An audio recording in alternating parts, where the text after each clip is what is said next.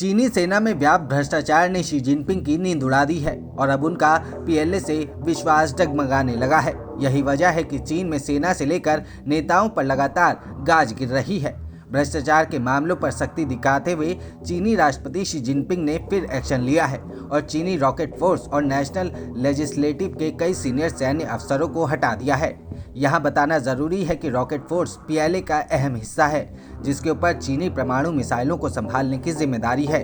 People's liberation army में व्याप्त भ्रष्टाचार के खिलाफ चीनी राष्ट्रपति लगातार एक्शन मोड में है। हालांकि जैसा कि चीन में होता आया है कि इन अधिकारियों को हटाने का कोई कारण नहीं बताया गया। हालांकि ये पहली घटना नहीं है जब चीन में बड़े सैन्य अधिकारियों पर गाज गिरी है।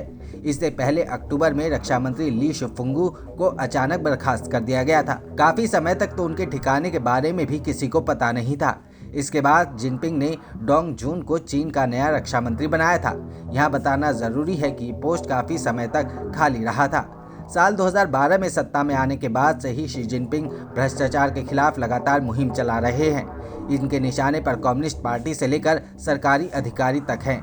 हालांकि सबसे अधिक निशाने पर पीएलए के अधिकारी हैं। टाइम्स ऑफ इंडिया की रिपोर्ट के मुताबिक चीनी सेना के विभिन्न डिवीजन के अफसरों को हटाया गया। बर्खास्त किए गए जनरल विभिन्न डिवीजनों से आते हैं, जिनमें पीएलए रॉकेट फोर्स के पूर्व कमांडर, एक वायुसेना प्रमुख और दक्षिण चीन सागर के लिए जिम्मेदार एक नौसेना कमांडर के साथ साथ उपकरण इंचार्ज के 4 अधिकारी शामिल हैं। हालांकि चीनी राष्ट्रपति की परेशानी उस वक्त बढ़ गई जब अमेरिकी रिपोर्ट में दावा किया गया कि चीन की मिसाइलें ईंधन से नहीं पानी से भरी हैं।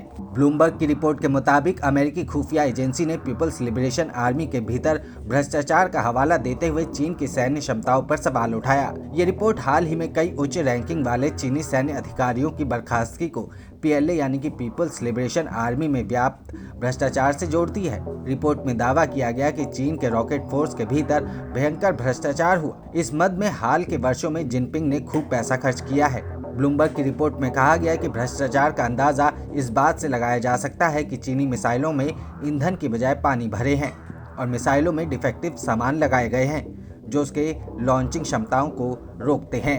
इन खुलासों से अमेरिकी अधिकारियों को ये विश्वास हो गया कि निकट भविष्य में चीनी राष्ट्रपति शी जिनपिंग अपनी सेना को किसी सैन्य कार्रवाई में शामिल नहीं करेंगे। यानी चीन अभी निकट भविष्य में किसी युद्ध या सैन्य कार्रवाई के बारे में सोच भी नहीं सकता। इतना ही नहीं, जिस पीएलए पर चीन को इतना घमंड रहता है, इन खुलासों और भ्रष्टाचार के मामलों के बाद से उसकी क्षमता पर सवाल उठने शुरू हो गए। रॉकेट फोर्स और रक्षा औद्योगिक आधार के भीतर भ्रष्टाचार को पीएलए की समग्र क्षमताओं में जिनपिंग के विश्वास को कम करने के रूप में देखा जा रहा है। चीन के ये घटनाक्रम शी जिनपिंग के लिए एक चुनौती से कम नहीं है। एक और जहां जिनपिंग 2050 तक अपनी सेना के आधुनिकीकरण का लक्ष्य लेकर चल रहे हैं और ताबड़तोड़ पैसा खर्च कर रहे हैं, अपनी सेना को वर्ल्ड क्लास बनाने की सोच रहे हैं। ऐसे में भारी भरकम निवेश के बावजूद भ्रष्टाचार के मामले उनके प्रयासों को बेअसर करते दिख रहे हैं। इतना ही नहीं, अमेरिका से प्रतिस्पर्धा के बीच ताइवान और साउथ चाइना सी में भी उसकी चिंता बढ़ गई है।